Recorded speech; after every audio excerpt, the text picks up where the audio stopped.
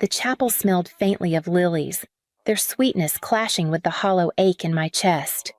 I stood beside Marcus's casket, fingers brushing the polished wood, searching for warmth that was no longer there. Friends from Asheville and co-workers who had admired his craftsmanship came to pay respects, their hands gripping mine, their words fragments I could barely hold on to. Through the blur of embraces and murmured prayers, I saw my father. Raymond stood apart, shoulders squared, face carved from stone. He offered no comfort, no gentle word. When our eyes met, his nod was curt, a gesture of obligation rather than grief. He had never approved of Marcus, and today was no different. The pastor's voice rose, filling the chapel with stories of Marcus's generosity, his laughter, the home he built with his own hands. I wanted to sink into those words, to remember him not in death but in the life he poured into every beam and nail. My Aunt Marta rested a hand on my back, steadying me when my knees threatened to give. After the service, outside in the cold mountain air, I watched mourners drift away in small groups. My father lingered near the church steps, his voice low but sharp enough for me to hear. Marcus never should have claimed that land. It's Callaway property, built his fancy house like it was his to give. I froze, breath caught in my throat, even in death. Marcus was not spared my father's bitterness.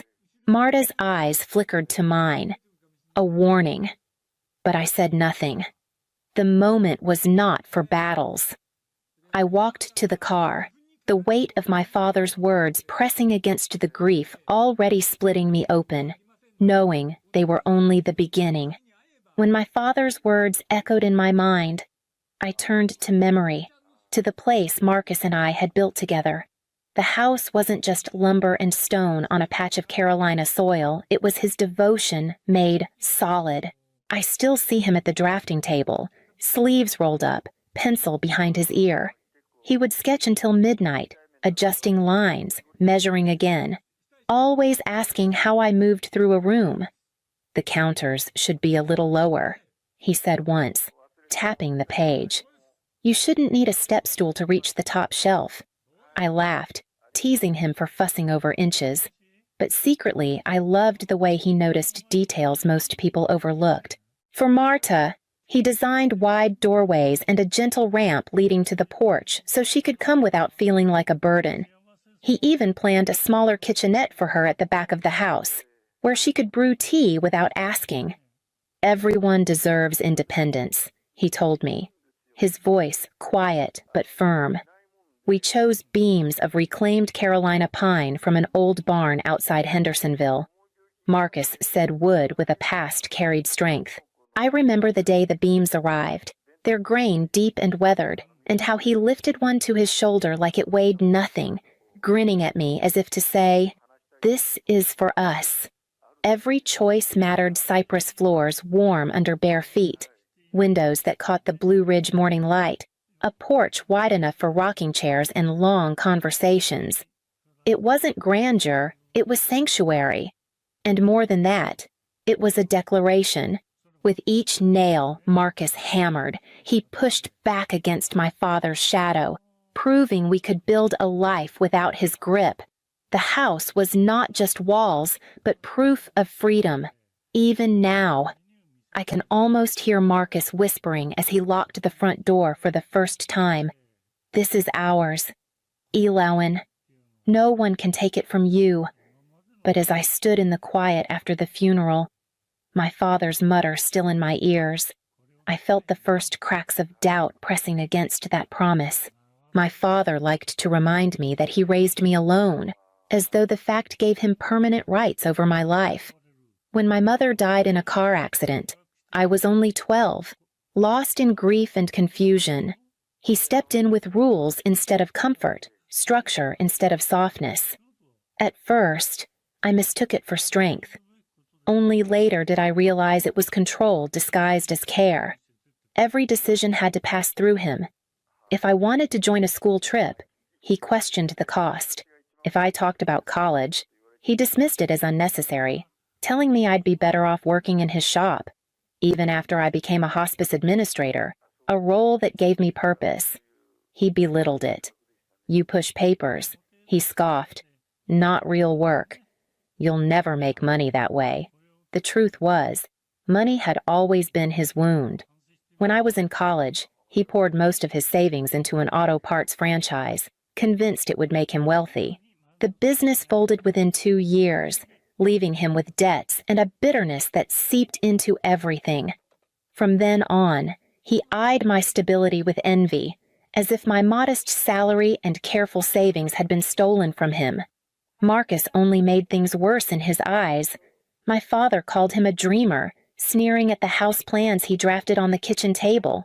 Fairy tales, he muttered. You can't build a future with pencils and good intentions. But Marcus proved him wrong with every beam he raised, with every corner of that house that stood strong against the mountain wind. Still, Raymond never let go of the idea that what I had was somehow owed to him. He carried his failures like a badge, expecting me to shoulder them too. And standing at Marcus's funeral, hearing him mutter about the land, I understood that his resentment hadn't faded, it had only sharpened with time, waiting for a moment to strike. By the time Marta and I pulled into the driveway, the sky above the Blue Ridge was already dimming, streaked with the last light of day. My body ached with the weight of grief and ceremony, every step slower than the last. All I wanted was silence, the kind that comes when walls know your sorrow and keep it safe. But as I stepped out of the car, I noticed a glow spilling through the curtains. A lamp was on in the living room. My breath caught. Marta frowned, wheeling closer to me on the gravel. "Did you leave something running?" she asked. I shook my head. I had checked every switch before the service. The front door gave under my hand. Inside, the air smelled faintly of cologne I recognized too well. My father sat in Marcus's chair, one leg crossed, his suitcase leaning against the wall. The television hummed in the background, half a sports broadcast, half static. It was as if he had lived there for years. He didn't rise when I entered. He simply glanced at me, lips curling into something between a smirk and a sneer. "You're late," he said. "I've already moved your belongings to a small house out in the countryside. This place is mine now." For a moment, I couldn't breathe. Marta gasped, her hand flying to her mouth. But I stood rooted. My father's words cut with the same coldness he'd wielded all my life. Yet underneath them I heard desperation. He was staking a claim on the one thing he thought I couldn't live without. And then, without meaning to, I laughed. It wasn't loud, not even sharp, just a quiet sound, low and steady. His eyes narrowed, unsettled, as if I knew something he did not. In truth, I did. Marcus had made sure of it. I crossed the room, brushing my hand across the beam Marcus had installed with such care. "This house," I said softly, "will never belong to you."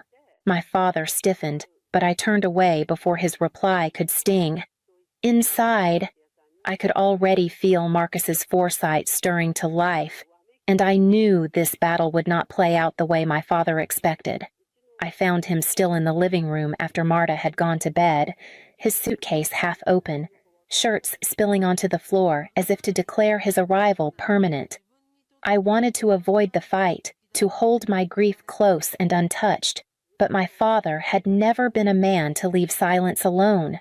"You should thank me," he began, voice steady in that dangerous way it always was when he thought himself reasonable. "I'm stepping in to make sure this place doesn't go to waste. A woman alone can't manage something like this. You'll see soon enough." I folded my arms, my body trembling not from fear, but from the rising anger I could no longer swallow. "This is my home. Dad, Marcus and I built it together." He scoffed. "Your home. Don't make me laugh. This land has been in the Callaway line for generations. My grandfather worked this soil. It belongs to me, and by extension, to you, but only if I allow it." As head of the family, I decide. The words struck like an echo of my childhood. Every curfew, every restriction, every reminder that my life was never my own, but I wasn't 12 anymore, and Marcus had freed me from that weight the day he pressed the deed into my hands. "You're lying," I said evenly. "Marcus purchased this lot outright. The deed is in my name. You know it, even if you won't admit it." His jaw tightened, and for the first time, I saw a flicker of unease. "Still," he pressed on, "you wouldn't have any of this if not for me. Don't forget who fed you, clothed you, kept you alive when your mother was gone. You owe me." I stepped closer, my voice low but firm. "What I owe you is the truth this home was built on Marcus's vision, not your debts, and it will never carry your name." The room went still. His face flushed, and his hand gripped the arm of Marcus's chair so tightly the veins stood out. Then he shoved himself up, snatched his suitcase, and spat. "We'll see about that. You think you're clever, but I'll prove you wrong." The door slammed behind him, the echo rattling through the beams Marcus had chosen with care. I stood in the silence he left behind, heart pounding, knowing he wouldn't let the matter rest and that his next move would cut deeper. Sleep was impossible after my father stormed out. I lay awake, staring at the beams above my bed, tracing their dark lines until memory overtook me. Marcus's voice returned, calm and certain, as if he had known this moment would come. It had been 3 years earlier, on an ordinary Saturday afternoon. My father had stopped by uninvited, standing in the half-finished kitchen with his arms crossed, calling Marcus's plans a waste of time. He said no house could last when it was built on sentiment, and that one day I'd come crawling back to him when everything fell apart. Marcus hadn't argued, but I'd seen the look in his eyes, quiet calculation, the same look he wore when measuring lumber before a cut. That night, after my father left, Marcus took my hand and said, "We need to see someone, not because I doubt us, but because I know him." Within a week, he had arranged a meeting with a lawyer in town. I remembered sitting in that office, the smell of paper and ink filling the air, while Marcus asked precise questions about deeds, trusts, and inheritance. He didn't raise his voice, didn't speak of my father by name, but every word was meant to guard me from the shadow I had grown under. The lawyer explained the process carefully. The deed would be placed solely in my name. A living trust would secure the property against any outside claims. It was meticulous, airtight. At the time, I thought Marcus was being overly cautious. He only smiled, saying, "It's not caution, Elowen. It's love." Now, lying in the stillness of the house he built, I felt the weight of his foresight. Marcus hadn't just left me a roof and walls. He left me protection, a fortress crafted out of trust and paperwork as much as pine beams and cypress floors. Tears slid quietly down my face, not from sorrow this time, but from the fierce gratitude of knowing he had seen the battle long before I did. Even in death, he had stood between me and my father, leaving me not only a home, but the dignity of keeping it. The summons arrived 2 weeks later, crisp paper folded in a way that carried my father's fingerprints without his touch. He had filed a legal claim, asserting the land beneath my house was Calloway property, passed through generations, and unlawfully taken by Marcus. For a moment, the weight of it pressed against my chest, but then I remembered Marcus's voice in that lawyer's office, steady as stone. "It's airtight, Elowen."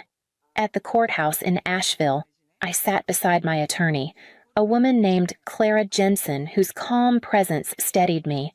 My father stood across the room, shoulders square, lips pressed thin, as if he were a man cheated out of a rightful inheritance. He spoke of his grandfather, of family soil tilled with Calloway hands, of entitlement rooted deeper than deeds. Clara let him finish before opening a folder thick with records. "Your Honor," she began, sliding papers across the bench. "The lot in question was purchased by Marcus Price from Samuel Littleton, a private seller, 15 years ago. The deed is clear. No Callaway ownership has ever been recorded." The judge examined the documents, nodding once. My father's jaw twitched. Still, he tried again, claiming Marcus only used his name while intending to keep the property in the family. That was when Clara produced the trust papers. Heavy, stamped, and unshakable. They confirmed what Marcus had arranged. The property was secured solely in my name, protected against any outside claim. I watched the color drain from my father's face, his hands curling into fists at his sides. For the first time, his confidence faltered. He had come to strip me of my home, but the foundation Marcus laid wood, stone, and law alike held firm. When the session adjourned, my father brushed past me without a word, his silence louder than all his threats. I knew then that the fight wasn't over, only that his defeat had cut him deeper than he could bear to show. In the weeks that followed the hearing, whispers traveled faster than mountain wind. Asheville wasn't a big city, and news of my father's failed claims spread through church pews, barber shops, and diner counters. Everywhere I went, eyes followed me, not with pity this time, but with something closer to quiet recognition. People had seen Raymond Callaway for what he was, and they no longer looked away. Old stories began to resurface. A mechanic he'd owed money to years back spoke of unpaid bills. An old neighbor recalled the poker games that ended with slammed doors and debts never settled. Even the failed auto parts franchise was spoken of again, the way he had convinced friends to invest and left them empty-handed.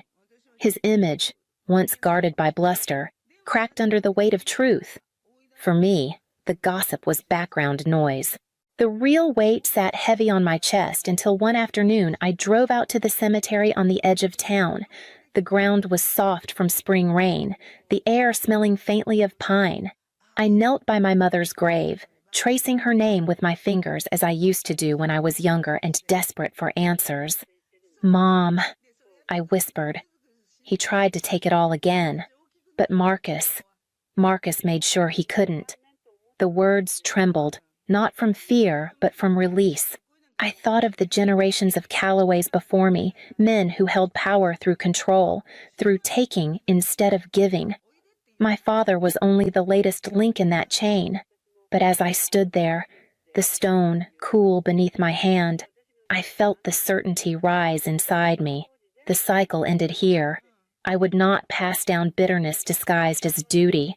Whatever future I carved would be mine, free of his shadow, and with that vow settled deep in my chest, I turned back toward town, ready to make a choice Marcus had once hinted at, but I had resisted until now. The house grew quiet after the trial, but the silence was no longer comforting. Every room echoed with my father's intrusion, his shadow pressed into the corners like a stain I couldn't scrub away. Even Marcus's touch, strong in the beams and floors, felt tangled with memories of my father's demands. I realized then that the home we built for freedom had been claimed by grief and conflict. So I made the hardest choice. I listed the house for sale.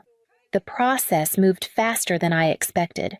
Young buyers drawn to the mountain views and the wide porches Marcus had designed with such care.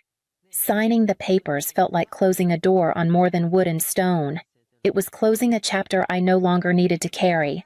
With the proceeds, along with Marcus's life insurance, I bought a restored brick condo in downtown Asheville, overlooking the French Broad River.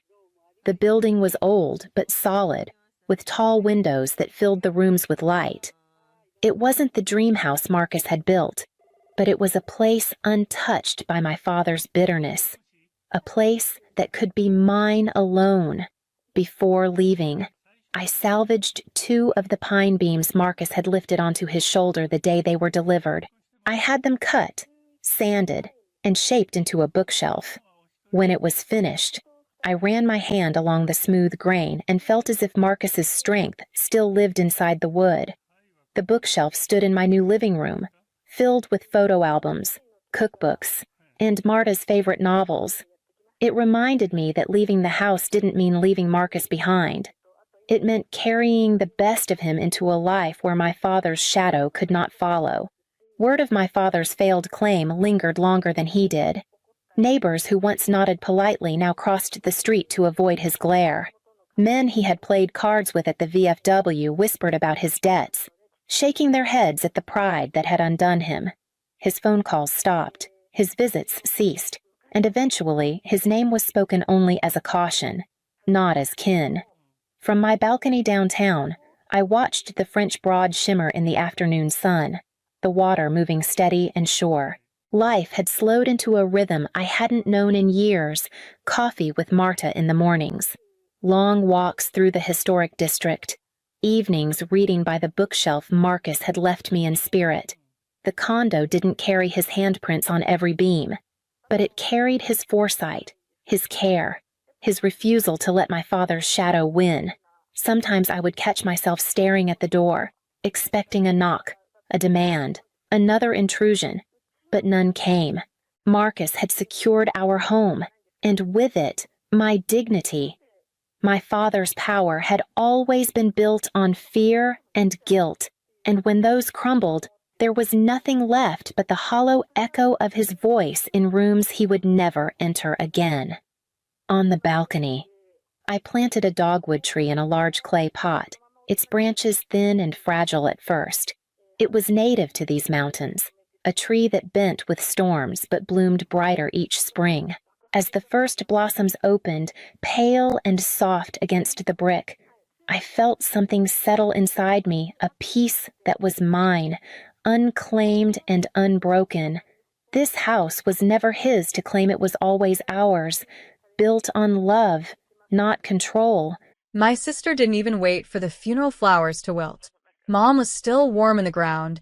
We had just left the cemetery. When she showed up at my apartment, didn't sit, didn't hug me, didn't even look sad, she just lifted her chin and said, "So, I'll take the apartment. And I want $2.5 million cash." Mom would have wanted me to have it. My name is Morgan Wells, I'm 32. And if you think the quiet sister doesn't know how to end a dynasty, stay seated. Because I wasn't quiet. I was calculating. She thought silence meant softness. She thought calm meant weakness. She thought grief meant distraction. It's funny how the greedy assume the gentle ones are easy prey. My sister, Colleen, always believed she was entitled to the bigger slice of everything because she was the golden daughter, the one Mom bragged about, the one who knew how to network, the one who looked expensive, the one who married well. Meanwhile, I was always the one who works too much. Invisible unless needed. Colleen kicked off her shoes, sat on my couch, and scrolled through her phone like this was a business meeting. Then she snapped her fingers at me, literally, and said, "Do the bank transfers tomorrow morning. You know Mom always wanted me taken care of." My jaw didn't clench. My breath didn't shake. I just looked at her with a face she had never seen from me before. Because what she didn't know, what no one knew, was that Mom had already signed over every single asset to me 7 months before she died. And Mom didn't just leave money. She left proof. Colleen had no idea Storm was already waiting behind her smug confidence. The next morning, I didn't rush. I brewed coffee, opened the patio doors, let the cold morning air move through the kitchen. Colleen texted 4 times. 8:42 a.m. Bank opens at 9. Don't be stupid. 8:47 a.m. Do not make me involve lawyers. 8:55 a.m. Don't pretend you're poor. We all know what Mom left. 9:02 a.m. I'm calling Dad. Good. I wanted them all in one place. See, 7 months before Mom died, she had one final lucid week. And in that week, she did what no one expected. She wrote statements. Real ones. With details. She spelled out every borrowed card they used, every temporary loan they never repaid, every time they forged her signature, every transaction they made through her accounts to avoid taxes. And she took those statements, notarized, to an attorney I had chosen. Quiet sister didn't mean weak. Quiet meant strategic. So, at 11:20 a.m., I walked calmly into my attorney's office. He already had the folders ready. There were 8 of them labeled and indexed, each one documented, in Mom's handwriting, the exact crimes Colleen and her husband committed. Identity fraud, elder financial abuse, tax evasion, forgery. It wasn't speculation. It wasn't emotional. It was provable. Across the city, my phone lit up again. Dad calling. Dad calling. Dad calling. And at 12:03, Colleen called. No more arrogance. Just panic. She whispered, "What did Mom sign?" I didn't answer. I just picked up the stack of folders, Mom's final gift, and slid them into my tote bag. Because before the end of the day, Colleen would learn what quiet really meant.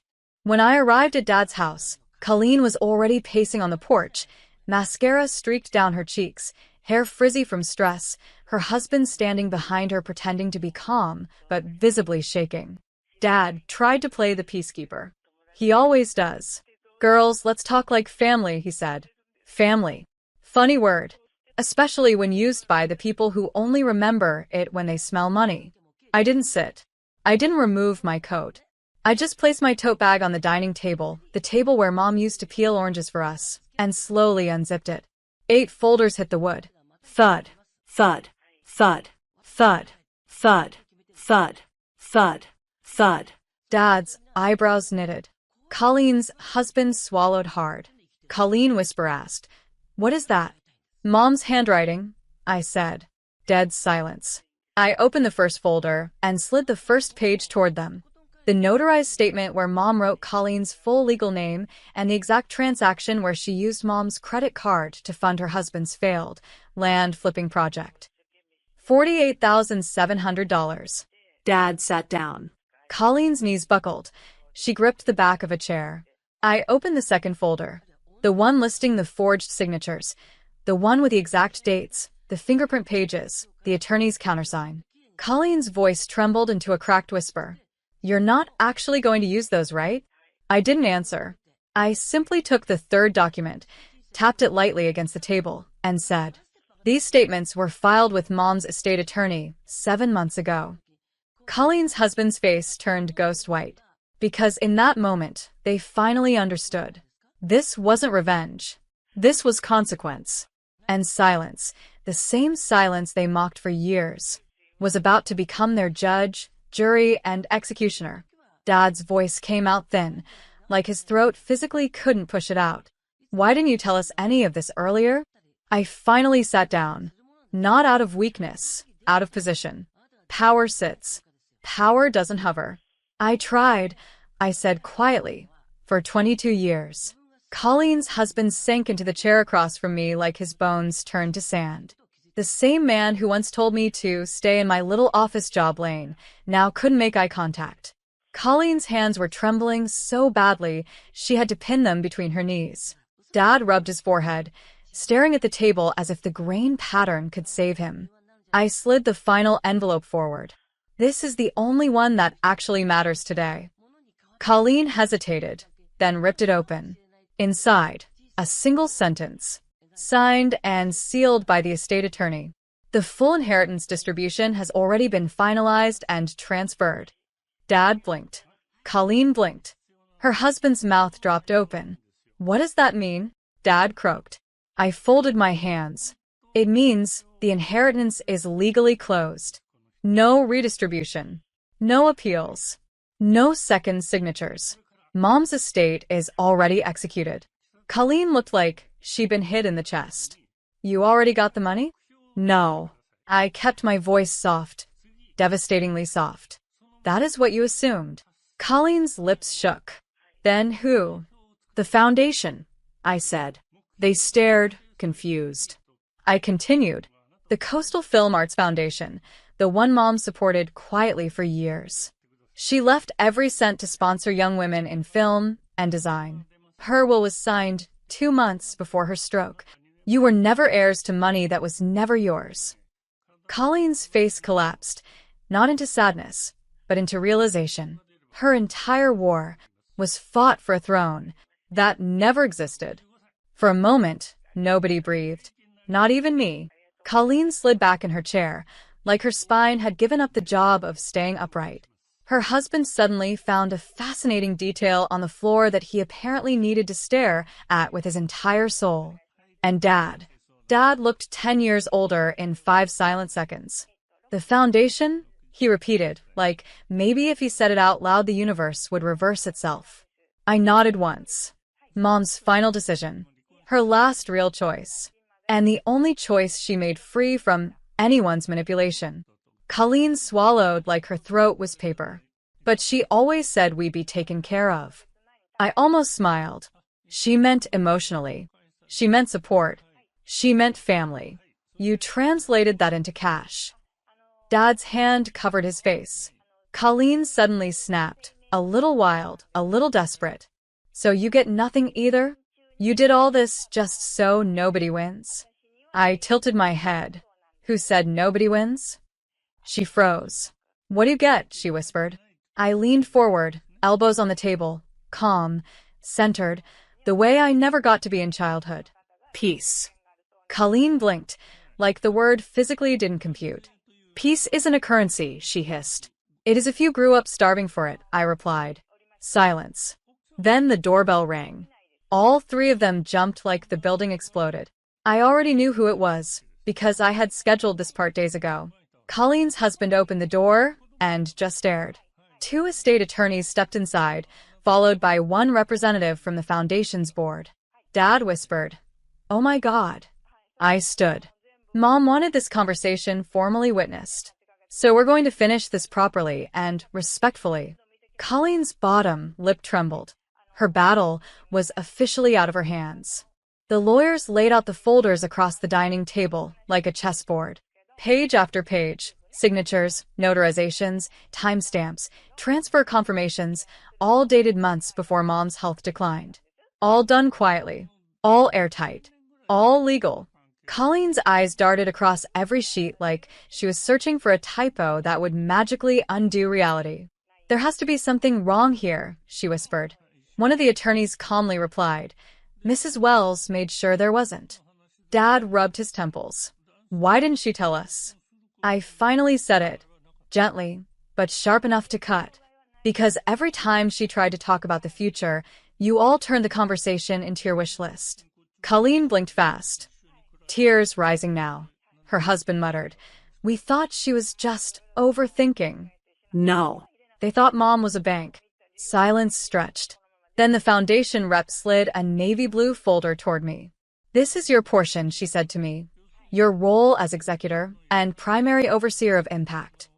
Colleen stared like the word impact was a foreign language. You get to control everything, she whispered. I shook my head. No. I get to guide everything. There's a difference. Dad's voice cracked again. So, we're not getting anything? I looked at him. Not with triumph, but with clarity. You're getting something Mom always wanted you to have. What? He breathed. Consequence. It landed so softly, but it rearranged the air. Colleen covered her face. Her husband pushed his chair back slowly, like he suddenly didn't want to be associated with her downfall. The attorneys began packing up. The foundation rep nodded toward me, ready for the next phase. And that's when I made one more decision, a decision none of them saw coming. I stood up from the table. Colleen looked up at me, red-eyed, still waiting for some miracle clause to appear, some last-minute twist where she'd still walk away rich. I walked to the window instead. Outside, the light rail hummed past, Portland still moving, still living, utterly unaffected by her meltdown. Colleen, I said quietly without turning, you've been angry your entire life that things didn't land in your lap already polished. She flinched. Dad whispered, Caroline, don't. But I wasn't attacking. I was closing a door cleanly. I turned around. You want $2.5 million? Earn the first focused hour of your own life. Get a job. Start anywhere. Mom didn't make this foundation to reward entitlement. Colleen's breathing went shallow, like she finally heard something no one ever said to her. Her husband pulled out his phone, scrolling in panic, probably to see if his name showed up in any of the documents. It didn't. I walked to the foundation rep. I'm starting the first mentorship circle Monday. Add 2 more seats. She blinked. 2 more? I nodded. For 2 girls who apply late, because chaos in their homes delayed their deadlines. Colleen stared up at me, like she recognized what that line really meant. Dad stood too. He actually looked small. I didn't know, he whispered. No, I replied. You didn't want to know. Wanting and willing aren't the same. The attorneys left with the files. The foundation rep left with the next set of tasks. The house emptied, except us. Colleen turned and walked out the front door without another word. Her heels clicked down the path like punctuation marks of a chapter closing. Dad followed slowly, head down. I locked the door behind them, not out of spite, out of peace. The next morning, I drove to the foundation office early, before anyone else arrived. Sunlight was just hitting the glass facade. The city felt quiet, but not empty. Quiet like a page waiting for new ink. I unlocked my office, placed my bag on the chair, and opened the first scholarship file of the next cycle. A girl from Salem, raised by a single mom, applying for architecture. Her essay began, I don't want to escape my family. I want to build something beyond them. I smiled. That sentence, that was healing. Because this journey wasn't about punishing anyone. It was about remembering who I could have been if one adult had invested belief in me earlier. I poured my coffee, sat by the window, and let the morning unfold without urgency. My phone buzzed once. A message from Dad. We're all going to start therapy next week. This isn't an apology, but it's a beginning. I stared at that sentence a long moment. It didn't shake me. It didn't pull me backward. It didn't reopen the wound. It just existed, like a weather report you don't need to react to. I typed a simple reply. Thank you. Take care of yourselves. Then I muted the thread. Because growth, real growth, isn't about who comes crawling back. It's about who you choose to stand with moving forward. At noon, 3 scholarship applicants arrived for interviews, including the girl from Salem. She shook my hand with the same mixture of nerves and determination I once carried like armor. By 5 o'clock, the board finalized its votes. 3 young women, 3 futures changed. I wrote their names carefully onto the acceptance placards. Names that deserved to be seen. Names that weren't mine and didn't need to be. When I locked the foundation door that evening and stepped onto the sidewalk, the air felt new, like a clean page. I didn't need closure from the past. I was the closure. And the future I'm building? That's the inheritance worth fighting for.